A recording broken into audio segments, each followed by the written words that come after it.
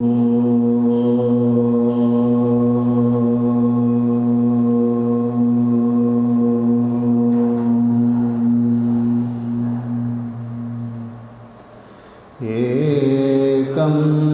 योगशवाधिनामुकुलितं चक्षुर्द्वितीया पुनः पार्वत्या जगनास्थलास्तनतटे शृङ्गारभारालसम् अन्यद्दूरनिरस्तचापमधना क्रोधोन्नलादीपितम् शम्भोर्भिन्नरसं समाधिसमये नेत्रत्रयं बतु वः। गुरुर्ब्रह्मा गुरुर्विष्णु गुरुर्देवो महेश्वरः गुरुः साक्षात् परं ब्रह्म तस्मै श्री गुरवे नमः। तस्मै श्री गुरवे नमः। ॐ शान्ति शान्ति शान्तिः।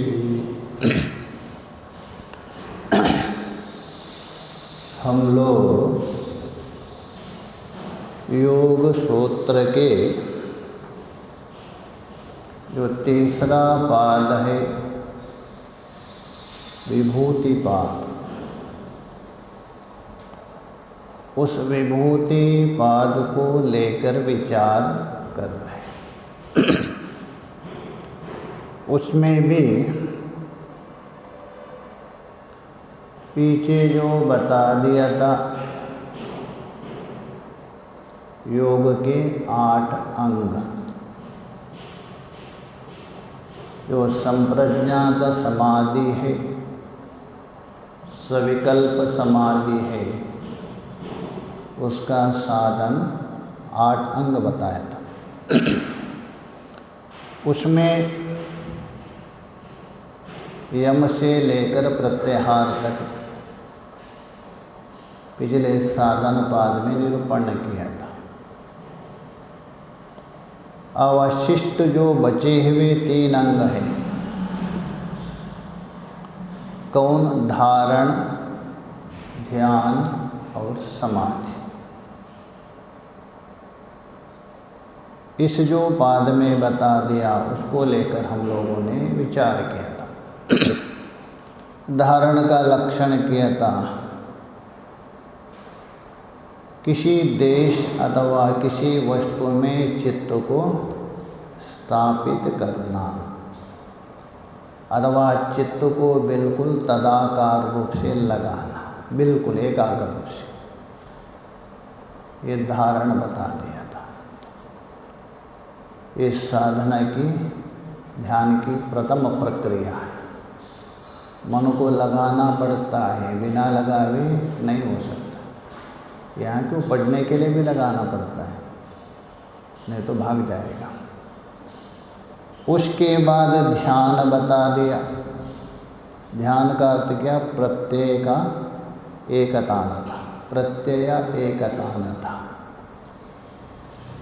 मतलब अविच्छिन्न रूपेण प्रवाह, बिना विच्छेद ना हो, तैलधा निरंतर चलते, ये ध्यान कहा गया। समाधि का मतलब है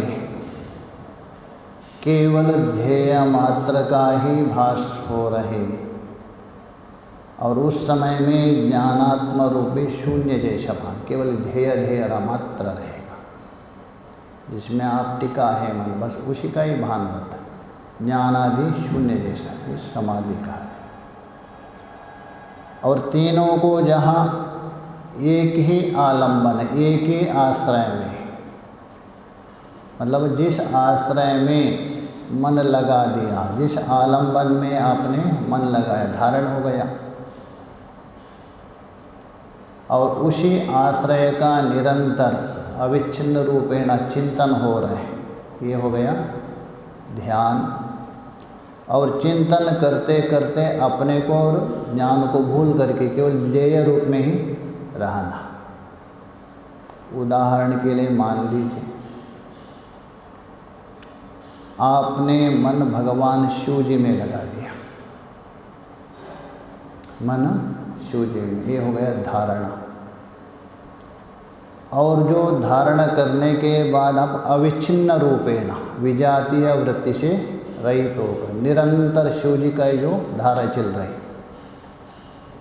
कैसा तैला धारा, ये हो गया ध्यान। और वो करते करते तो अपने को भी भूल गए और ज्ञान को भी भूल गए, केवल शिव जी मात्र आपको भान हो रहा है, ध्येय मात्र भान हो रहा है, तभी हो गया समाधि। आलम्बन भी शिव जी हो गए, ध्यान भी शिव जी और समाधि भी एक होना थे, तभी उसको कहते हैं संयम। यहाँ तक हम लोगों ने विचार किया था। आगे देखिए 5वां सूत्र, तज्जयात् प्रज्ञालोकः।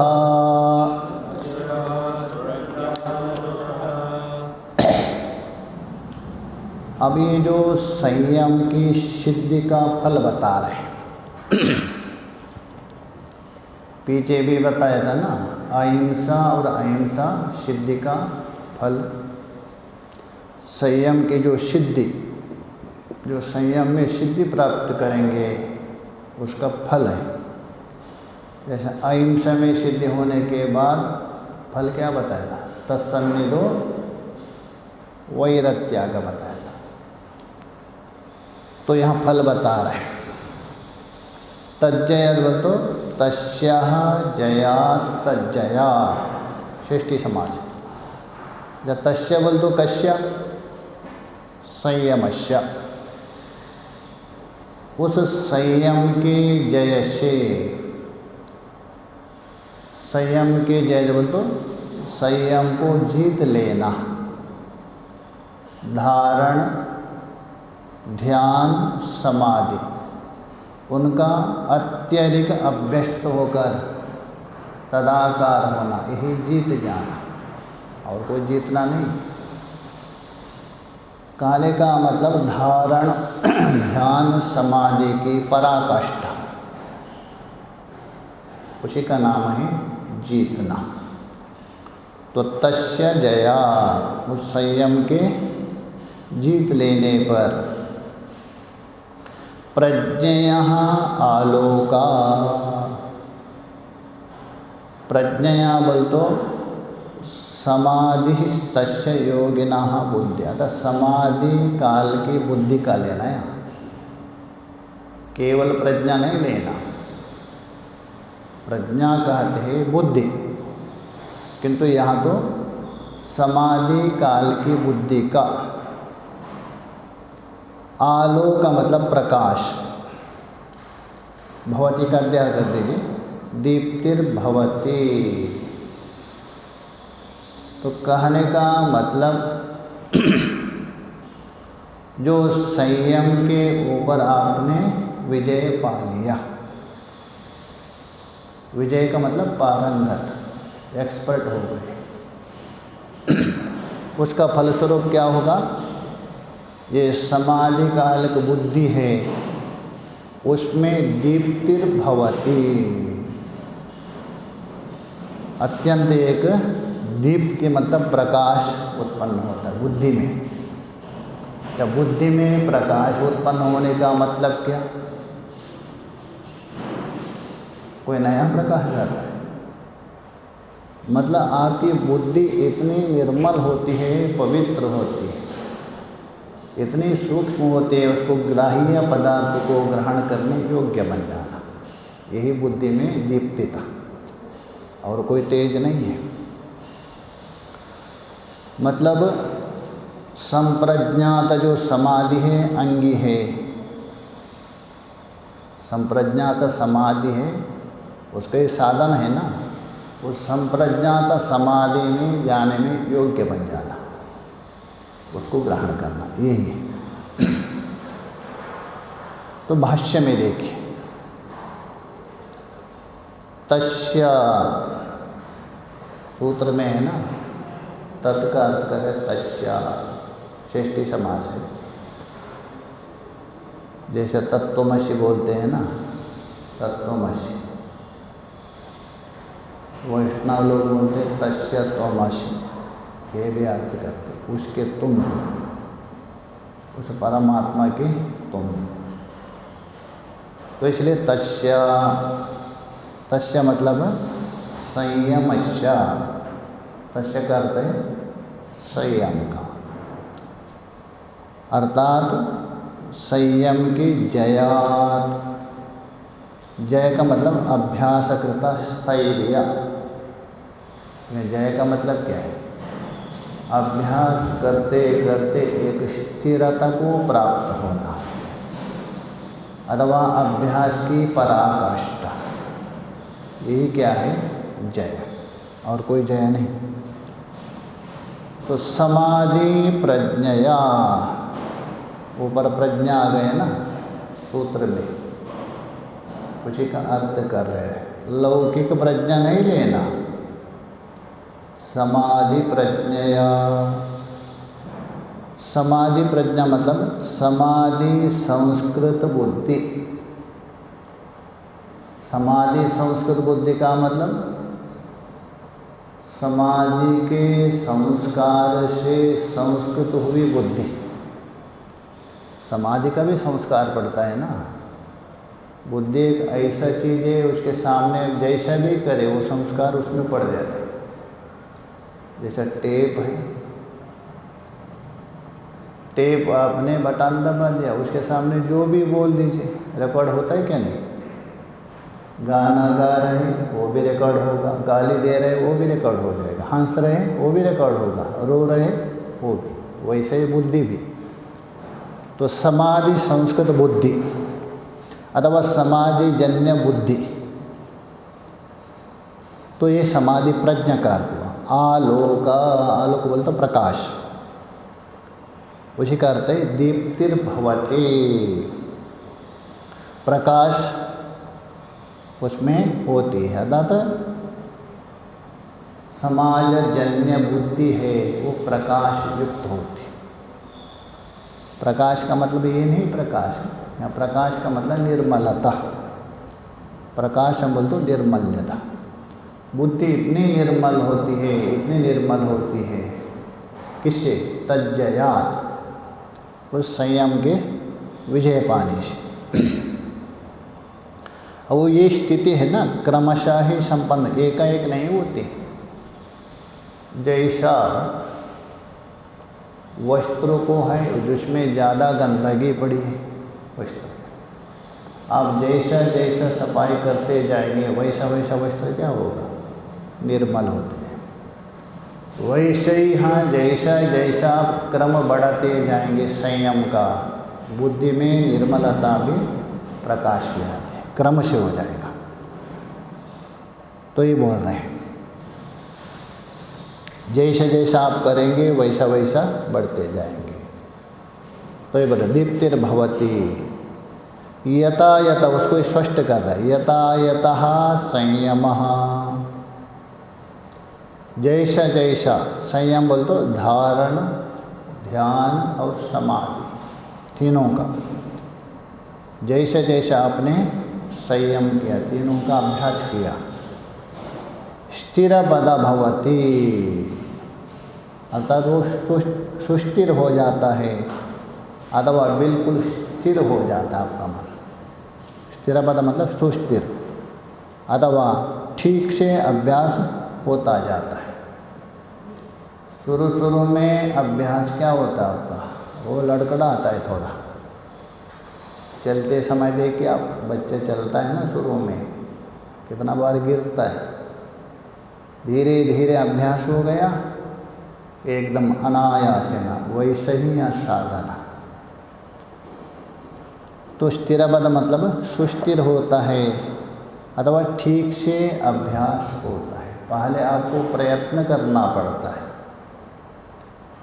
बाद में अनायासन हो जाता है, बैठते हो जाता है। तो तथा ततः समाधि प्रज्ञा विशारदी भवति, यथा यतः स्थिरपद भवति। जैसा जैसा साधक के अंदर सुस्थिरता आती है, दृढ़ता आ जाती है, तथा तथा वैसा वैसा समाधि प्रज्ञा विशारदी भवति। समाधि प्रज्ञा मतलब समाधि जन्य, साधन जन्य जो प्रज्ञा है, बुद्धि। विशारदी का मतलब निर्मलतर, निर्मल नहीं, निर्मलतर, अत्यधिक निर्मलतर होती जाती। जैसा जैसा आप संयम बढ़ते जाएंगे, संयम का मतलब धारण, ध्यान, समाधि, तीनों एक। उसका अभ्यास जैसा जैसा बढ़ते जाएंगे वैसा वैसा आपकी बुद्धि एकदम स्थिर भी हो जाएगी, निर्मल भी हो जाएगी। वो प्रज्ञा है अत्यंत आलोक जैसा स्फुटतर हो जाएगा, ये बता दिया। ठीक है, इस प्रकार यदि हो गया तो उसे क्या करें, क्योंकि अलग अलग भूमिका है ना। तो एक भूमिका के ऊपर आपने विजय पा लिया, उस बुद्धि को वहाँ रुकवाना नहीं, आगे ले जाइए।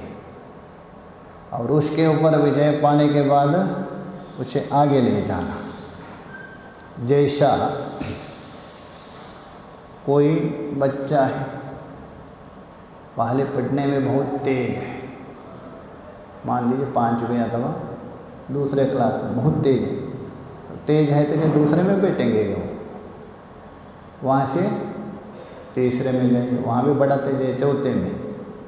कब तक? जब तक जितना शिक्षा ग्रहण करना। वैसे ही यहाँ आगे आगे भूमिका में बढ़ाते हैं, उसको बता रहे, देखिए आगे के सूत्र में। तस्य भूमिषु विनियोगः, तस्य, तस्य मतलब संयमस्य। इस प्रकार जो संयम है उसका आपने अभ्यास किया, तो अभ्यास से जो दृढ़ किया हुआ जो संयम है, तो तस्य शब्द बोलता उस संयम का। भूमिषु विनियोगः, भूमि का मतलब ये पृथ्वी नहीं लेना, योग साधना की अनेक भूमिका माना है, साधक की अनेक भूमिका मानी, अलग अलग भूमिका मानी। जैसा वेदांत में ज्ञान की 7 भूमिका मानते ज्ञान की, वैसे ही योग में भी पीछे बता देना 7। तो इसलिए बोल रहे हैं भूमिषु का मतलब है योग साधना की अनेक जो उत्तरवर्तिनी अवलंबिनी है उनमें विनियोगः, विनियोग का मतलब उसमें उपयोग होना चाहिए। कहने का मतलब है यदि संयम आपका दृढ़ हो गया, निश्चय हो गया, तो एक भूमि जीतने के बाद वहाँ रुकना नहीं, आगे के भूमि में उसको लगाना। जैसा ऊपर आपको छत में अथवा महल में ऊपर चढ़ना है, किससे? सीढ़ी से। तो एक सीढ़ी चढ़ने के बाद वहाँ रुकना है कि आगे जाना है? वैसे आगे बढ़ते बढ़ते कब तक? महल में पहुँचने तक। वैसे यहाँ बता रहे हैं विनियोग का मतलब है उपयोग होना चाहिए। किसका? तस्य, उस संयम का। योग की जो उत्तर भूमियाँ हैं, उत्तर आगे की अवस्था है, उन अवस्था में उपयोग होना चाहिए, मतलब लगाना चाहिए, रुकना नहीं। कभी कभी क्या होते हैं, अब कुछ भूमि जीतने के बाद आपके अंदर कुछ छोटी मोटी सिद्धि आने लगती, अणिमादी तो दूर की बात है, छोटी मोटी सामान्यता। और उसमें क्या होता है, उसका यश फैल जाता है और वो उसमें अटक जाता है। अटक गया, वो भटक गया जिसमें, उसमें, इसलिए बोले नहीं रुकना, आपको आगे बढ़ना है। ये प्रतिबंधक है, इसलिए हम बता रहे हैं। उसको विनियोग मतलब उपयोग होना चाहिए, लगाना चाहिए। भाष्य में देखिए, तस्य, सूत्र में तस्य आ गए ना, उसी का अर्थ करें। देखिए, संयमस्य, उस संयम का, तीनों का एक आलंबन में जो होता है वो संयम। तस्य संयमस्य, उस संयम का। जिता भूमि, जिता भूमि बोलते तो यहाँ कर्मधारा है। जिता चा असो भूमिश्च इति जिता भूमि। संयम करके आपने प्रथम भूमि का जीत लिया, मान लीजिए, प्रथम अवस्था जीत लिया। या अनंतरः, या अनंतर बोलते उसके बाद अव्यवहित, आगे आने वाली भूमि। अनंतरः बोलते अव्यवहित भूमि, बीच में छोड़ करके नहीं। जैसे कोई दूसरे क्लास में पास हो गया तो अनंतर कौन है? तीसरा, सीधा चौथा और पांचवें में नहीं, अव्यवहित। उस अव्यवहित भूमि अतः अवस्था, तो उसमें लगाना चाहिए। क्योंकि योग साधना की जो ऐसी अवस्था है भूमि, वो अलग अलग मानी जाती है। उसको एक एक जीते जीते आपको आगे बढ़ना। तो ये बोल रहे हैं, तत्र विनियोगः, तत्र बोल तो वो जो क्रम प्राप्त भूमि है उसमें विनियोग बोल तो उपयोग करना चाहिए। अर्थात संयम से आपने जित भूमि मतलब जो प्रथम अवस्था है जीत लिया, उसके बाद वहाँ रोकना नहीं। उसकी जो अनंतर भूमि है, अनंतर अवस्था है, उसमें क्या है? विनियोगः। तत्र बोल तो तेषु, जो उत्तरवर्ती जो भूमि है ना अवस्था, उसमें क्या करना? विनियोग मतलब उसमें उपयोग करना, प्रयोग करना। अर्थात इतना अध्ययन कर दीजिए, नियोजनम कर्तव्यम, उसमें लगाना चाहिए। ऐसे क्यों है? स्पष्ट कर रहे हैं। जब तक आप नीचे के भूमि को यदि नहीं जीता, सीधा एकाएक ऊपर की भूमि में नहीं जा सकते, संभव नहीं है। अब यदि गए भी, देखा भी जाता है, संस्कृत में होता है परीक्षा, नीचे के परीक्षा नहीं दे, सीधा आचार्य अथवा शास्त्र में जाते हैं, बाद में जाके वो कुछ कर नहीं सकता, वो चलता है, संस्कृत में चलता है। नीचे का दिया नहीं, पूर्व मध्यमा उत्तर मध्यमा आदि नहीं दे, सीधा आगे जाते। तो यहाँ बता रहे हैं, नीचे के यदि आपने भूमि नहीं जीता तो आगे नहीं जा सकते। उसको ही बता दें, अजीता अदरा भूमि, अजीता बोल तो न जीता अदरा भूमि, ये ना, अर्थात जो ऐसा योगी जिसने नीचे के भूमि को नहीं जीता, नीचे का जो भूमि है, भूमि मतलब अवस्था, किसकी? साधना की जो अवस्था है वो, उसको जीता नहीं। अनंतर भूमि, उसके ठीक बाद वाली भूमि की, विल्लंघ्य मतलब लांग करके, छोड़ करके, नीचे का भूमि नहीं जीते, उसके बाद वाली भूमि है उसको लांग दिया। विल्लंघ्य मतलब लांग कर अथवा छोड़ करके। प्रांत भूमिषु, पीछे बताया था प्रांत का अर्थ किया था, पीछे गया था एक बार। प्रांत बोल तो अत्युच्च भूमि, अंतिम भूमि। प्रांत मतलब निकृष्ट, पीछे गया था। जो अत्युच्च है, अति श्रेष्ठ है, ऐसा भूमि में संयम नहीं लभते, अर्थात उसमें संयम नहीं कर सकता। कहने का मतलब ये है, नीचे की जो भूमि है, अवस्था है, उसके ऊपर विजय नहीं पाया है। उदाहरण के लिए मान लीजिए दूसरी भूमि का लीजिए, तो दूसरी भूमि के ऊपर विजय नहीं पाया, प्रथम भूमि का विजय पा लिया, और दूसरे के ऊपर विजय नहीं पाया, तीसरे को छोड़ करके सीधा चौथे में जा रहा है, तो पांचवें में जा रहा है आगे की। उसी प्रकार उत्कृष्ट भूमि में, अवस्था में तो संयम नहीं कर सकते। क्यों? बीच में क्या है, उसके ऊपर संयम करके विजय नहीं पाया है और बीच में उल्लंघन भी किया है। तभी जो चरम भूमि है, उत्कृष्ट भूमि है, उसमें संयम नहीं कर सकता है। क्रम का उल्लंघन किए है ना, क्रम का उल्लंघन यहाँ नहीं चलेगा। हाँ, क्रम का उल्लंघन स्वीकार्य है, आगे बताएंगे। कभी यदि ईश्वर कोई कृपा करे, ईश्वर समर्पण तभी होता है, अन्यथा नहीं, अन्यथा नहीं।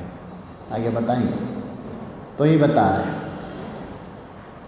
तो प्रांत भूमिषु, प्रांत भूमि मतलब अत्यंत उत्कृष्ट भूमि, प्रांत का मतलब श्रेष्ठ, उसमें संयम नहीं लभते,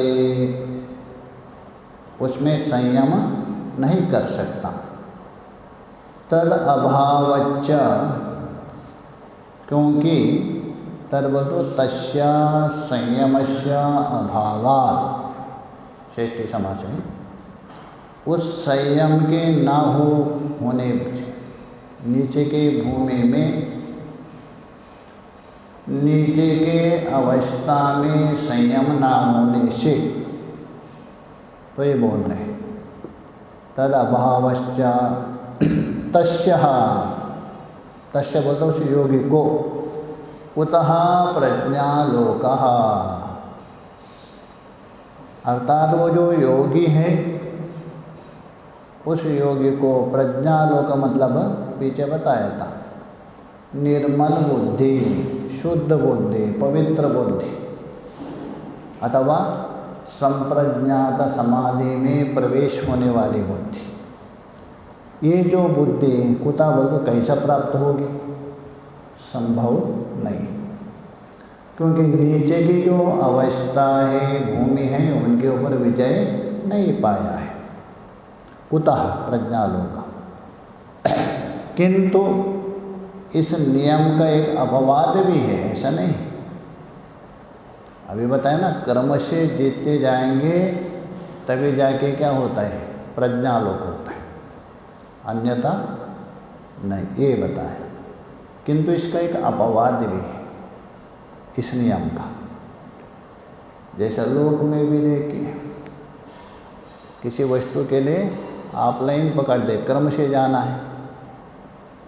उदाहरण के लिए किसी का दर्शन करने के लिए बड़े व्यक्ति एक के बाद लाइन में खड़े हैं। डॉक्टर के पास भी मान लीजिए, पर्ची लगाते हैं ना, इसके बाद किंतु महात्मा गए तो तुरंत उसको कर्म का उल्लंघन करते, क्योंकि वो डॉक्टर भी महात्मा बोलते तो उसको पहा ले। आए तो वहाँ कर्म है, किंतु उनका कर्म का उल्लंघन हो गया। क्यों? उस डॉक्टर की उनके ऊपर कृपा हो गई। वैसे ही यहाँ ईश्वर की कृपा बता देखे, उल्लंघन करता है, किंतु इस नियम का एक अपवाद है, उसको बता रहे। देखिए, ईश्वर प्रसादात, ईश्वर की प्रसाद, प्रसाद का मतलब अनुग्रह। प्रसाद का मतलब खाने के लिए दे लेना, वो प्रसाद नहीं है। यहाँ प्रसाद का मतलब सबसे प्रसाद बढ़िया कौन है? अनुग्रह। ये प्रसाद खा लिया, इधर से चल भी पड़ा। अनुग्रह, एक अनुग्रह शक्ति है ना, निग्रह और अनुग्रह, पंचकृत्य बोलते, पंचकृत्य परायण, दुर्गा को बता दिया। सृष्टि, स्थिति, लय, तिरोधान अथवा निग्रह, अनुग्रह, 5 तत्वों को लेकर माना जाता है। तो ईश्वर प्रसादात, अतः ईश्वर के अनुग्रह से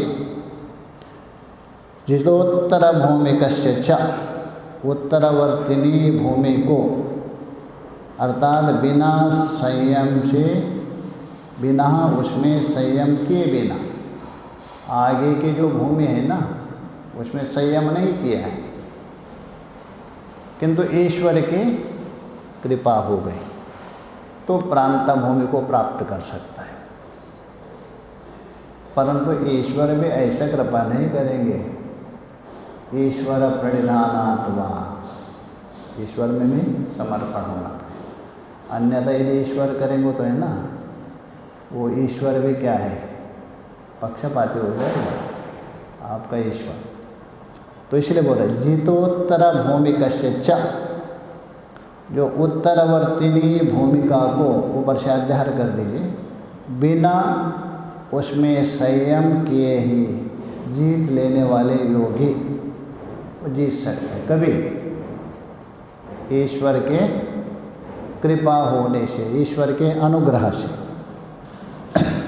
अदर भूमिषु, नीचे के जो भूमि है उनमें, यत का अध्याय करें, यतः परचित्त ज्ञानादिषु, अन्य व्यक्तियों के चित्त के जानकारी इत्यादि में, दूसरे व्यक्ति का मन को जानता है, वैसा संयमो नायुक्तः, नीचे के भूमि में उन्होंने संयम नहीं किया, नीचे की अवस्था के ऊपर विजय नहीं पा लिया, किंतु ईश्वर के अनुग्रह से क्या हुआ?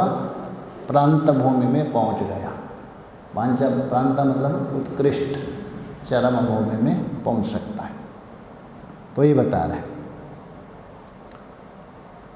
परचित्तः ज्ञानादिषु संयमो न युक्ता, तो उसको करने की आवश्यकता भी नहीं है। संयम करना व्यर्थ है, ठीक नहीं। क्योंकि कस्मात् पूछ रहे, क्यों?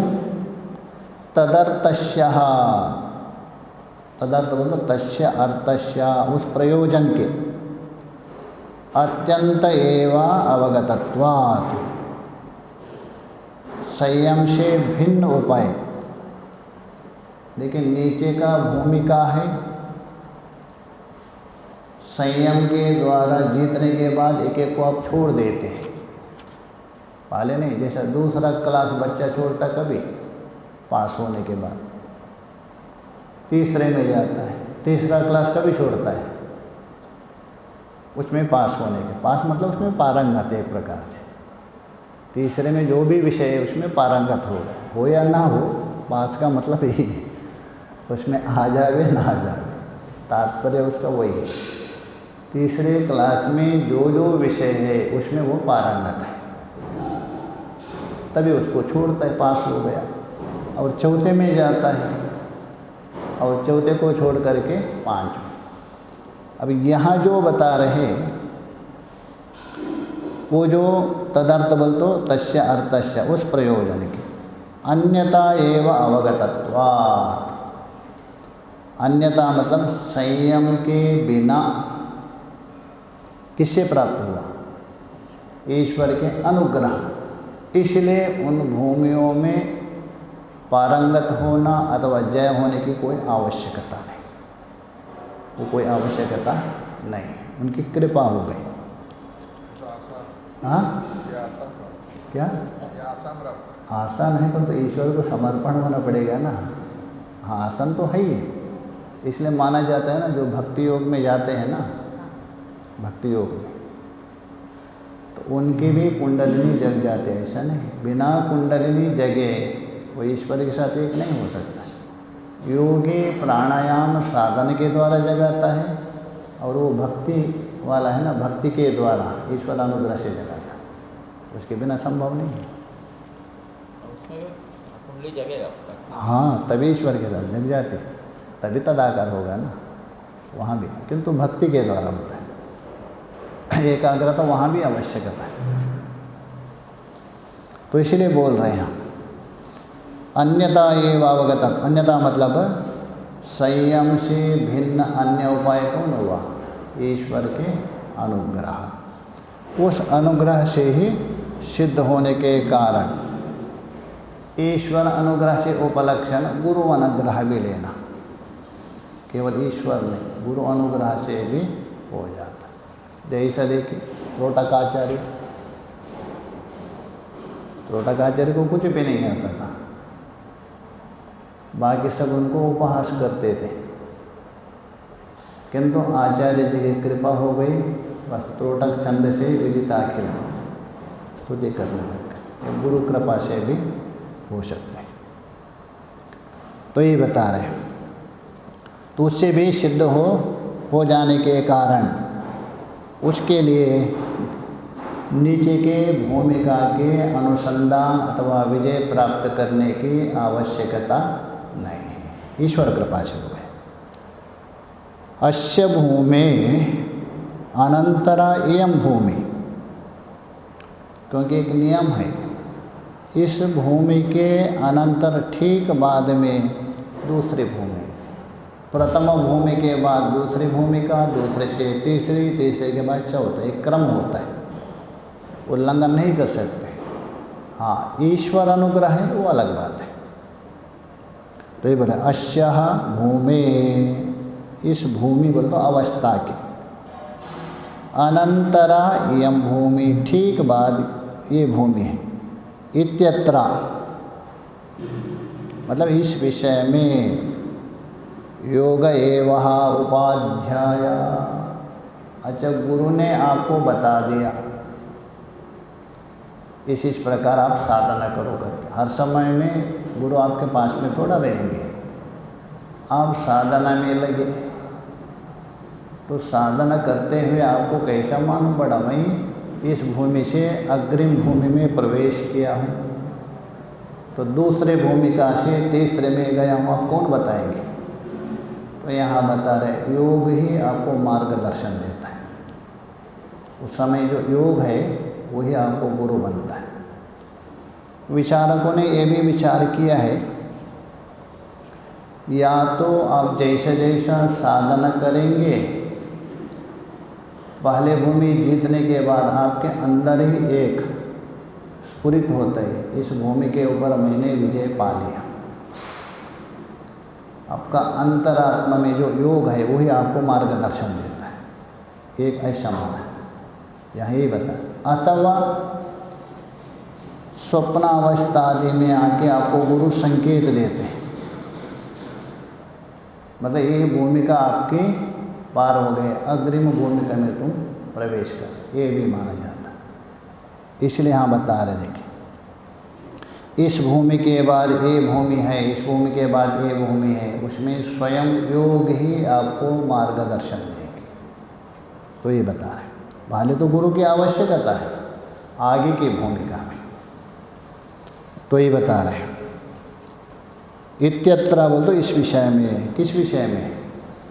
इस भूमि के बाद दूसरी भूमि है, इसके बाद ये है, इसके बाद ये क्रम के विषय में। योग एव उपाध्यायः, योग का जो अभ्यास है वही आपको गुरु बन करके मार्गदर्शन करेगा। कथम, क्यों, योग कैसे देंगे? तो बोले ही एवं उक्तम, क्योंकि ऐसा ही कहा गया है शास्त्र में, योग ही आपको आगे मार्गदर्शन देता है, शास्त्र में बता दे। तो उसको ये बता रहे, देखे ही एवं उक्तम, ऐसा कहा है। योगेन योगो ज्ञातव्य, योग से ही, योग के मतलब अगले जो भूमिका है, योग के द्वारा एक को जानना मतलब क्या है? पहले भूमिका तो बता दिया गुरु जी ने और कहा यहाँ तक तू साधना करो करके, उसके बाद उसी योग से आगे का जो भूमिका है आप समझ जाएंगे, यही बता रहे। योगेन योगो ज्ञातव्य, योग से ही, योग को बोल दो अगले जो आयाम है, अगला जो पड़ाव है, आगे का जो भूमिका है अथवा आगे की जो अवस्था है वो जानना चाहिए। किससे? गुरु ने जो पहले बताया था उस योग साधना से। योगो योगात् प्रवर्तते, योग से ही योग प्रवर्तित हो जाता है। जैसा वेग से वेग बढ़ जाता है, वेग से क्या होता है? वेग बढ़ जाता है। आपने फेंक दिया, सामने कोई वस्तु मिल गई तो क्या होता है? उसको टक्कर मार के आगे नहीं लेता है, दूसरे में कौन वेग उत्पन्न कर रहा है? आपने कोई ऐसा एक पत्थर फेंक दिया, सामने कोई वस्तु है, उसमें भी वेग उत्पन्न हो क्या नहीं? तो वेग से वेग उत्पन्न, वैसा ही योग से ही योग प्रवर्तित होता है, मतलब आगे बढ़ता है धारा। हाँ, उसमें थोड़ा सी सावधान तो रहने की ज़रूरत है, और बीच में अटक गए सिद्धि को लेकर तब नहीं होगा, इसलिए मार्गदर्शन चाहिए, अन्यथा योगी आपको ले जाता। यो अप्रमत्तस्तु, स्पष्ट बता रहे हैं। और जो योग साधना में कभी भी प्रमाद नहीं होना चाहिए। हाँ, प्रमाद होने से नहीं होगा, आपको गुरु नहीं बनेगा वो। आलस्य, प्रमाद, निद्रा से रहित होना चाहिए और नियमानुसार चलते तभी मार्गदर्शन बनेगा, अन्यथा नहीं। तो ये बोले यो अप्रमत्तस्तु, अर्थात योग साधना में प्रमादहीन होता हुआ, उपलक्षण लीजिए, प्रमादहीन, आलस्य से रहित, निद्रा तंद्रादि से रहित होकर अभ्यासरत हो जाता है। योगेन सा योगे रमते चिरम, वह सुदीर्घ काल तक योगानंद का अनुभव करता है, योग के द्वारा योग में ही आनंदित हो जाता है। कौन साधक?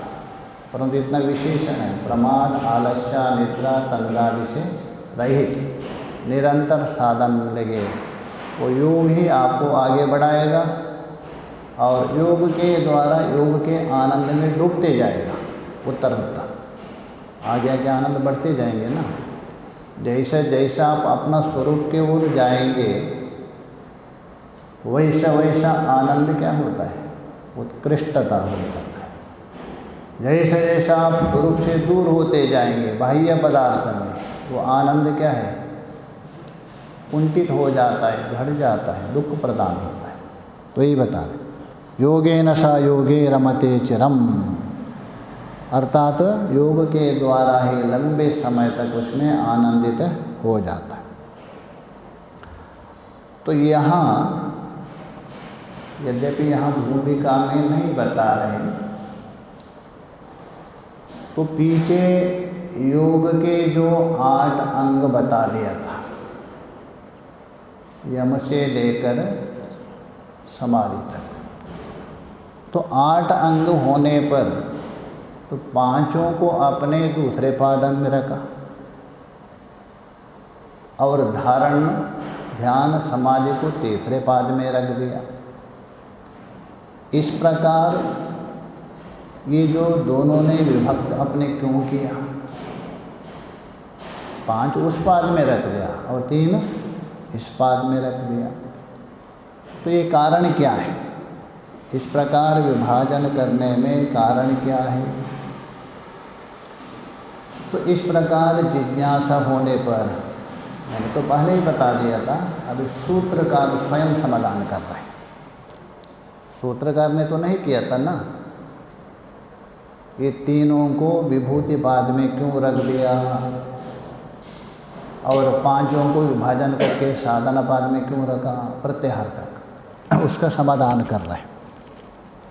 क्योंकि साधन भी 2 प्रकार के होते हैं, एक बहिरंग साधन, एक अंतरंग साधन। इसलिए ये 3 हैं अंतरंग साधन। किसके? संप्रज्ञाता समाधि के, योग के। आगे बताएंगे ये भी बहिरंग साधन है, निर्बीज समाधि के दृष्टि से ये बहिरंग साधन। तो बहिरंग और अंतरंग का मतलब ये है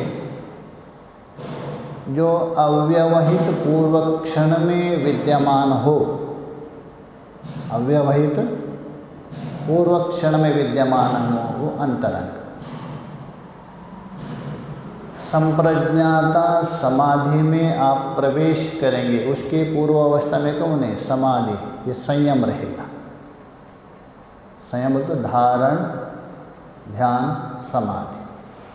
और संप्रज्ञाता समाधि में प्रवेश करेंगे तभी यम नियम आदि लुप्त हो जाएंगे, उनका काम समाप्त हो गया। पहले भले हो, उस समय में उनकी अस्तित्व नहीं रहेगा, इसलिए वो बहिरंग है, अव्यवहित पूर्व नहीं रहेगा। कि आगे बताएं, इसलिए भेद कर रहे। देखिए सूत्र देखिए, त्रयामंतरंगम पूर्वेभ्यः, त्रयाम बोल तो धारणा, ध्यान और समाधि, ये तीन है। पूर्वेभ्यः, पूर्वे बोलते हैं इनसे पहले वाले 5, प्रत्याहार से लेकर यम तक ये पूर्व हो गए। त्रयम मतलब तीनों, पूर्वेभ्यः ये पूर्वों के तुलना से, अंतरंगम कस्य समाधि, संप्रज्ञात समाधि अंतरंगम साधनम, इतना जोड़ दीजिए। संप्रज्ञाता समाधि के ये अंतरंग बोल दो, साक्षात उपकारक। उपकारक होते हैं ना 2, एक आराध उपकारक, एक सन्निपत्य उपकारक। साक्षात उपकारक और एक परंपराय उपकारक होता है। संप्रज्ञात समाधि के प्रति ये साक्षात उपकारक है। कौन? संयम। 3 कहिए अथवा संयम कहिए, एक ही शब्द से। इसलिए ये क्या हो गया? अंतरंग है, मतलब अव्यवहिता पूर्ववर्तित्व, अनिवार्य है, अवश्यम भावी, ये अंतरंग है। भाष्य में देखिए, तदेतत्, तदेतद अर्थात वह यह, धारणा ध्यान समाधि त्रयम, त्रयम का अर्थ कर रहे हैं। धारणा, ध्यान और समाधि ये तीनों। संप्रज्ञातस्य समाधे, संप्रज्ञाता समाधि, ये तो प्रथम पाद में विस्तार पूर्वक बता दिया। संप्रज्ञात समाधि भी एक प्रकार की नहीं, स्थूल में आलम्बन किया जाता है, 2 प्रकार का बताया था वहाँ, सवितर्क, निर्वितर्क। स्थूल पदार्थ में आलम्बन का, सूक्ष्म में आलम्बन करने से सविचार, निर्विचार, ये संप्रज्ञाता का भेद किया था पीछे। वो जो संप्रज्ञाता समाधि, अर्थात संप्रज्ञाता समाधि हो गई अंगी, वो क्या है? अंगी। और उस संप्रज्ञाता समाधि का अंग हो गए 8, यम से लेकर समाधि तक। और उन 8 में जो 5 है बहिरंग साधन, अमुख्य साधन, और 3 है ये मुख्य साधन है अंतरंग। 8 साधन ये बोले संप्रज्ञात समाधि, अंगिरूप संप्रज्ञात समाधि के अंतरंगम अर्थात भीतर है, निकटवर्ती। अंतरंग बोल तो निकटवर्ती, अनिवार्य, अवश्यंभावी ये साधन है। किन की तुलना से? पूर्वेभ्य। पूर्वेभ्य मतलब इससे पहले वाले जो 5 बता दिया, प्रत्याहार से लेकर नीचे यम तक, उनके अपेक्षा। इति यह शब्द है सूत्र के भाष्य की समाप्ति के लिए, इति शब्द। अच्छा, धारण ध्यान समाधि है, तीनों का नाम क्या है? संयम। इसको आपने क्या बताया? अंतरंग साधन बता दिया। किंतु ये भी किसी के अपेक्षा बहिरंग है। अंतरंग किसके लिए? संप्रज्ञाता सविकल्प सबीज समाधि। किंतु संप्रज्ञाता के बाद प्राप्त होने वाले निर्बीज समाधि है, निर्विकल्प समाधि है, उसके प्रति क्या है? बहिरंग है। यही बता रहे, देखिए सूत्र में देखिए, तदपि बहिरंगम निर्बीजस्य। तद शब्द के द्वारा जो त्रया बताया था ना पीछे, 3 अथवा संयम, धारण, ध्यान, समाधि, इन तीनों को लेना तत्शब्द से। मतलब ये तीनों यद्यपि संप्रज्ञात समाधि के लिए क्या है? अंतरंग है। संप्रज्ञात समाधि के लिए अंतरंग साधन हो गया, तो भी निर्बीजस्य बहिरंगम। निर्बीज का मतलब है निर्विकल्प समाधि अथवा असंप्रज्ञात समाधि।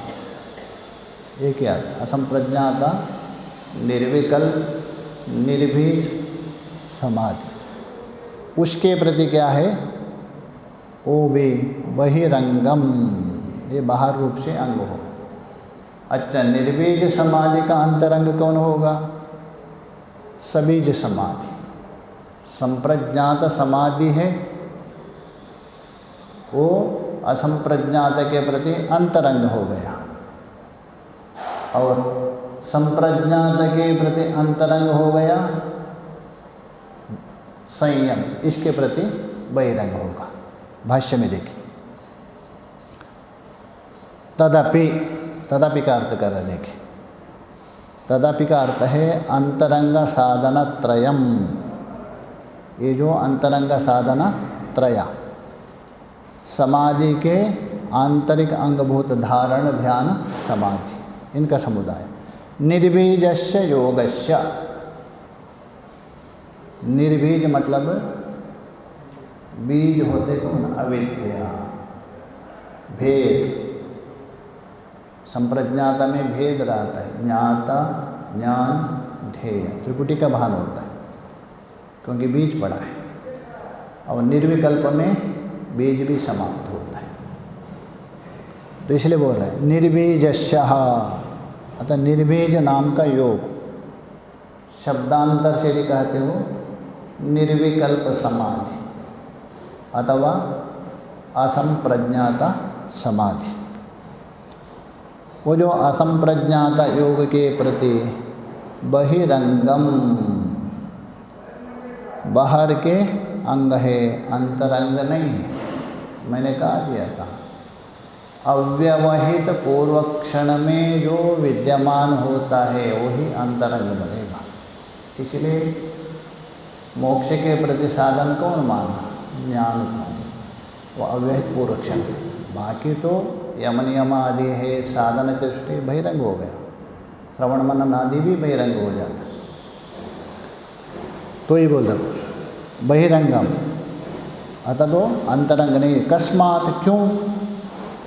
तो बता रहे कस्मात, क्योंकि निर्बीज समाधि के प्रति ये तीन अंतरंग नहीं है, बहिरंग क्यों है? भाष्यकार स्पष्ट बताया, तदभावे, तदभावे भावादिति। तत्शब्द से बोलते तेषाम धारणादीनाम अभावे, धारण ध्यान समाधि का अभाव होने पर ही आप निर्बीज में जाएंगे। धारण ध्यान समाधि ने क्या किया?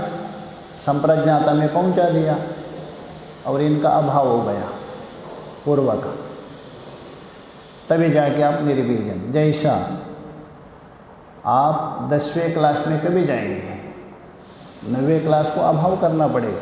9वें से 10वें का 8वां का अभाव हो गया, 7वां का अभाव हो गया।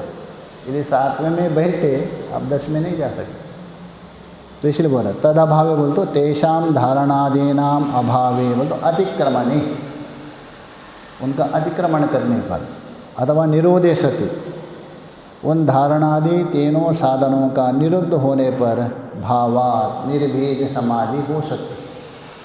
जब तक धारण ध्यान समाधि है तब तक आप निर्बीज में नहीं जा सकते।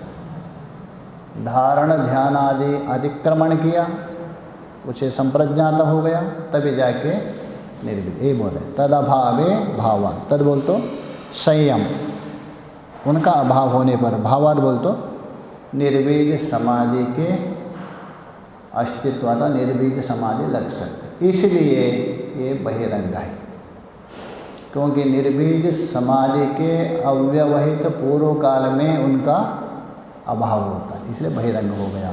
तर्क दे आगे का विचार आए।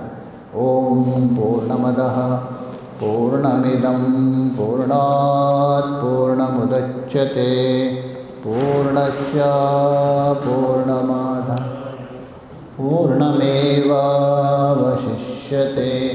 ओम शांति शांति शांति। शंकरं शंकराचार्यं केशवं बादरायणं सूत्रभाष्यकृतो वन्दे भगवन्तौ पुनः पुनः।